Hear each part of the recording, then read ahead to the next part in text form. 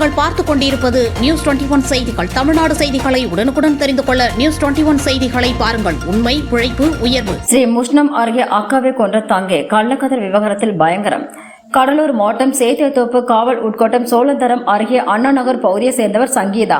இவரது கணவர் ஆண்மகன் இறந்துவிட்ட நிலையில் தனது 3 பிள்ளைகளோடு வசித்து வருகிறார். இந்த நிலையில் இவருக்கும் இவரது உடன் பிறந்த தங்கை சரிதாவின் கணவர் மேகலைவன் என்பவருக்கும் கடந்த 10 ஆண்டுகளுக்கு மேலாக கள்ளக்காதல் இருந்து வருகிறது. இந்த நிலையில் அடிக்கடி இதனை சரிதா தட்டி கேட்கவே கள்ளக்காதல் கைவிட மறுத்த அக்கா சங்கீதாவை தனது மகன் மகேந்திரன், மாமல்லன் வயதுள்ள மகன்கள் உடன் சென்று தட்டி கேட்டபோது எதிர்பாராத விதமாக சரிதா தரப்பினரால் தாக்கப்பட்டு சங்கீதா சம்பவ இடத்திலேயே உயிரிழந்தார். இதுகுறித்து சோழந்தரம் போலீசார் இறந்த சங்கீதாவின் உடலை கைப்பற்றி பிரேத பரிசோதனைக்கு காட்டுமன்னார் அரசு மருத்துவமனைக்கு அனுப்பி வைத்தனர்.